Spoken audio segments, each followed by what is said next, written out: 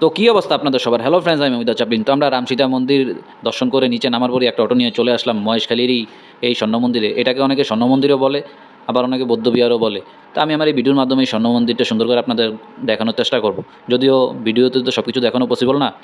যাই হোক, এই স্বর্ণ মন্দিরে ঘুরতে ঘুরতে আমি চিন্তা করতেছি, এটা কি আসলেই স্বর্ণ দিয়ে বানানো মন্দির নাকি স্বর্ণের কালার করছে তাই সবাই স্বর্ণ মন্দির বলে।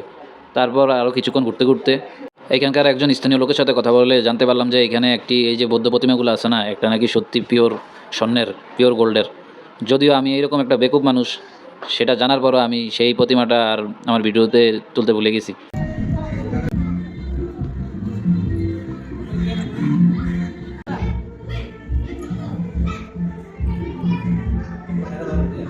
আদিনাথ মন্দির থেকে বেরিয়ে আমরা যখন অটো দিয়ে আসছিলাম, তখন আস্তে আস্তে আমি একটা জিনিস খেয়াল করলাম, এখানে কিন্তু অনেক বার্মিস লোকেরাও থাকে।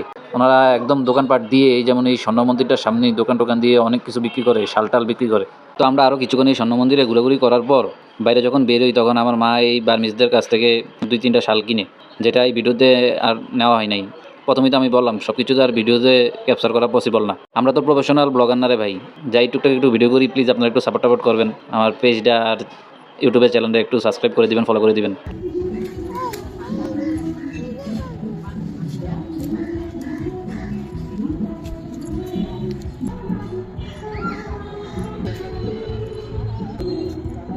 তারপর আমরা আদিনা থেকে ঘোরাঘুরি শেষ করে কক্সবাজারে গিয়ে আরও কোথায় কোথায় যাব, কোথায় কোথায় ঘুরতে যাব, সেটা আপনারা আমার এই কক্সবাজার ট্যুরের প্লেলিস্টটা ফলো করবেন, তাহলে দেখতে পারবেন। তো আমরা এখানে আরও কিছুক্ষণ ঘোরাঘুরি করে তারপর আমরা আমাদের নেক্সট গন্তব্যে চলে যাই।